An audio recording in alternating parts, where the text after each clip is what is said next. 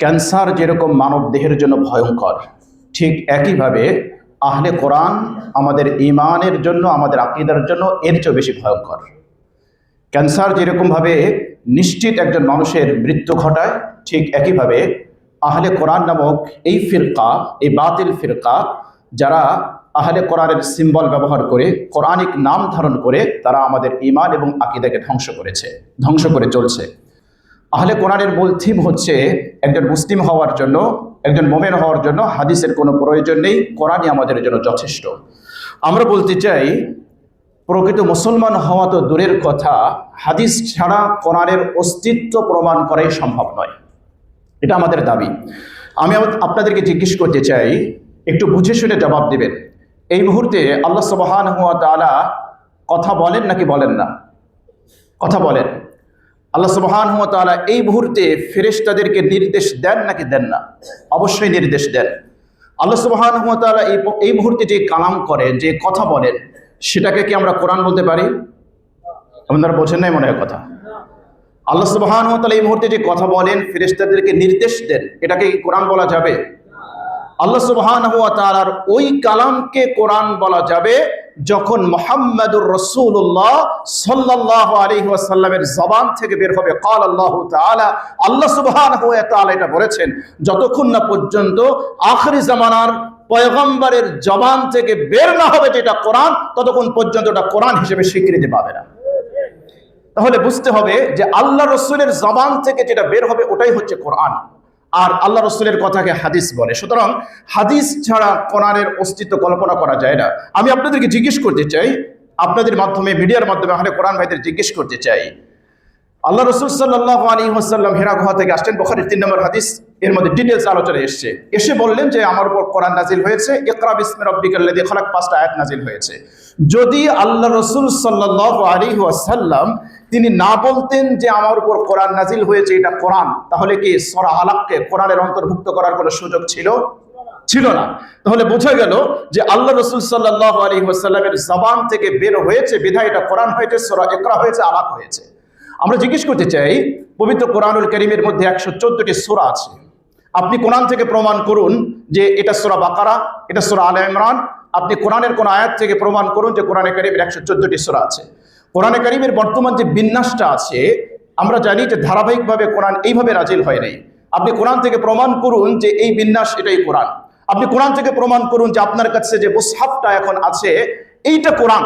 আপনি যদি যোগসূত্রকে, আপনি যদি সিলসিলাকে, সনদকে অস্বীকার করেন, তাহলে আপনার হাতে যেই মুসহাফ আছে, যে কোরআন আছে, আপনার কাছে জিবরিল আলাইহিস সালাতু ওয়াস সালাম এসে ওহী পাঠিয়ে ওহীর মাধ্যমে বলে যাননি যেটা কোরআন, আপনি প্রমাণ করুন যেটা কোরআন, আপনি পারবেন না। সুতরাং আমাদের দাবি হচ্ছে, কোরআন যদি কোরআন প্রমাণ করতে হয়, তাহলে রাসূলের হাদিস ছাড়া কোরআন কখনোই প্রমাণ করা সম্ভব নয়। যদি প্রশ্ন করেন কোরআন কখন নাজিল হয়েছে, এই প্রশ্নের অ্যান্সার কোরআন থেকে পাবেন না।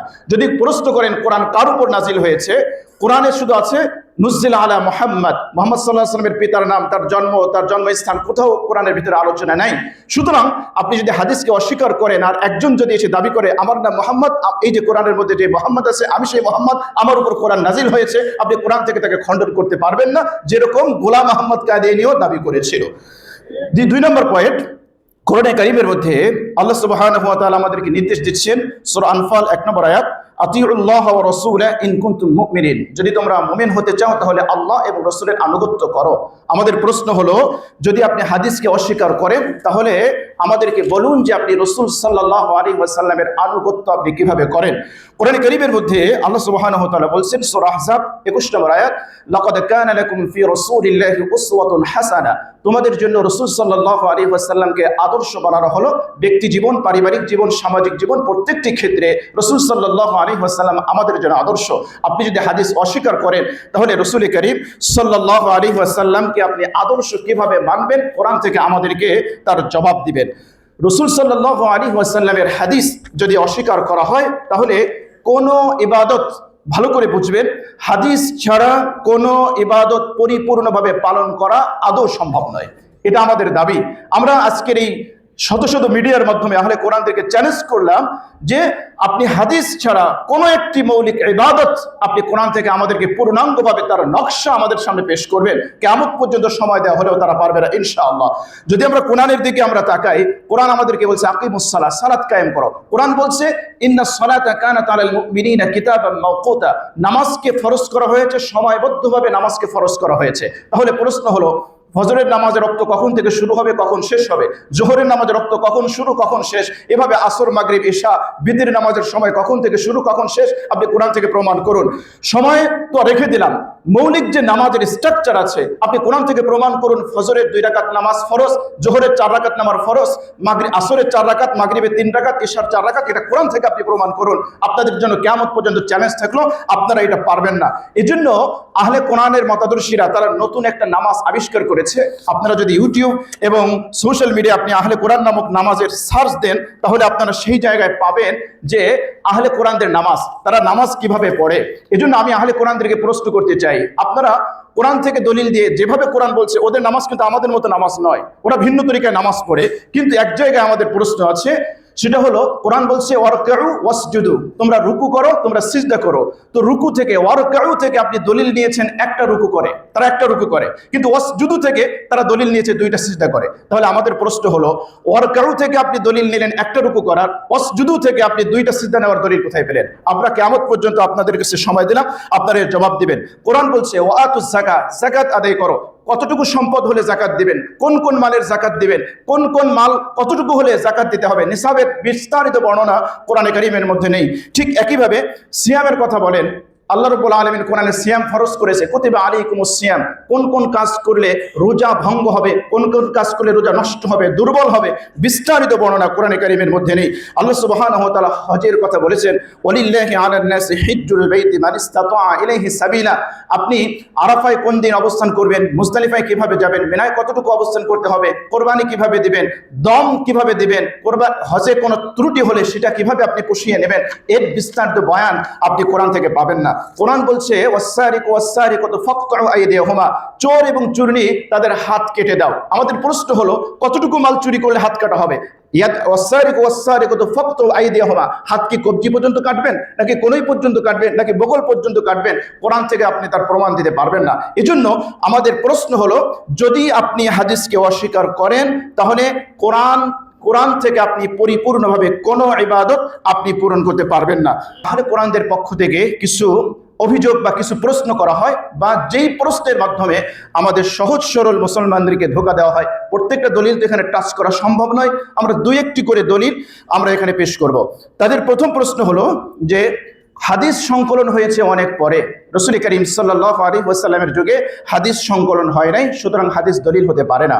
আমরা বলবো, বন্ধু, রাসূল সাল্লাল্লাহু আলাইহি ওয়াসাল্লামের যুগে হাদিস সংকলন হয় নাই, আপনি কোরআন থেকে প্রমাণ করুন। আপনি তো হাদিস দলিল হিসেবেই মানেন না। তাহলে আপনি যখন আমাদেরকে প্রশ্ন করেন, তখন হাদিস আপনার জন্য দলিল হয় আর আমাদের জন্য দলিল হবে না, এ ডাবল স্ট্যান্ডার্ড নীতি কেন? আমরা বলবো, রাসূল সাল্লাল্লাহু আলাইহি ওয়াসাল্লামের যুগেই হাদিস সংকলিত হয়েছে। তার দলিল বুখারী শরীফ 113 নম্বর হাদিস, তিরমিজি 2668 নম্বর হাদিস, এছাড়া আরো অন্যান্য গ্রন্থে হাদিসটি এসেছে।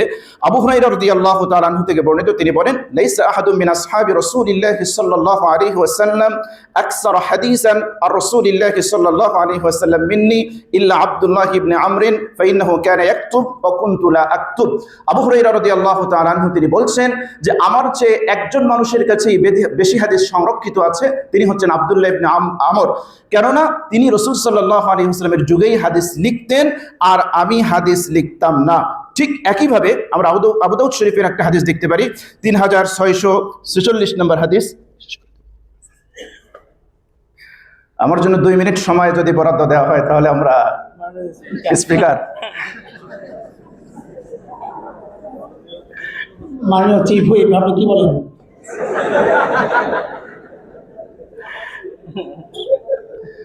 আচ্ছা, তাহলে আবু দাউদ শরীফের হাদিস, যেখানে আব্দুল্লাহ ইবনে আমর ইবনে আস তিনি বলেছেন যে আমি হাদিস লিখতাম। ওদের 2 নম্বর প্রশ্ন হলো যে আল্লাহ রাসূল সাল্লাল্লাহু আলাইহি ওয়াসাল্লাম তিনি হাদিস তিনি মুছে ফেলতে বলেছেন, তিনি হাদিস লিখতে নিষেধ করেছেন। তাহলে যেহেতু আল্লাহ রাসূল সাল্লাল্লাহু আলাইহি ওয়াসাল্লাম হাদিস লিখতে নিষেধ করেছেন, কাজে এটা দলিল হতে পারে না। আমরা একই প্রশ্ন করব, বন্ধু, হাদিস লিখতে নিষেধ করেছেন আপনি কিভাবে জানলেন?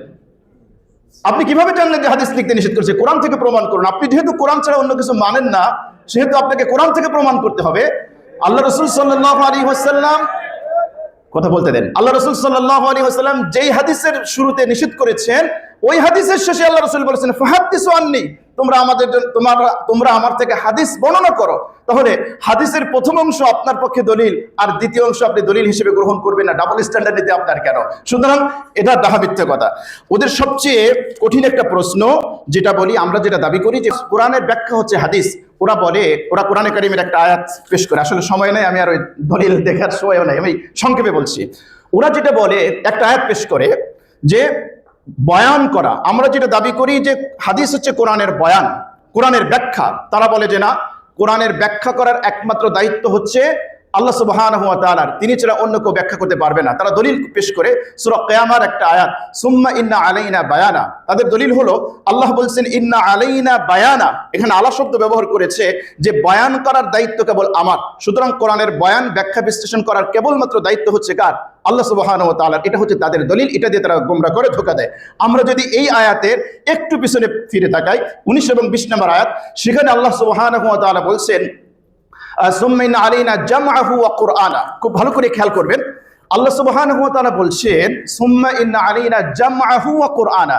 এইখানের আলাদারা যদি আপনি দলিল পেশ করেন যে কোরআনের বয়ান আল্লাহ ছাড়া পেশ করার কারো কোনো অধিকার নাই, তাহলে আগের আয়াতে আপনি দেখেন আল্লাহ বলছেন কোরআন জমা করা এবং কোরআন তিলাওয়াত করার দায়িত্ব আল্লাহর। সুতরাং দ্বিতীয় আলা যদি আপনি দলিল পেশ করেন বয়ান করবে আল্লাহ, অন্য কেউ করতে পারবে না, তাহলে প্রথম আলাদারও দলিল পেশ করতে হবে যে কোরআন সংরক্ষণ করা, জমা করা, কোরআন তিলাওয়াত করা, এটাও একমাত্র আল্লাহর দায়িত্ব, অন্য কেউ এটা করতে পারবে না। এই হলো তার দলিল হাকিকত। তাহলে কোরআন ব্যাখ্যা করতে পারবে কিনা? অবশ্যই ব্যাখ্যা করতে পারবে। আল্লাহ সুবহানাহু ওয়া তাআলা কোরআনের কারীমের মধ্যে বলছে ইন্না আনসালনা আলাইকা যিকরা লিতুবাইয়িনা লিন-নাস।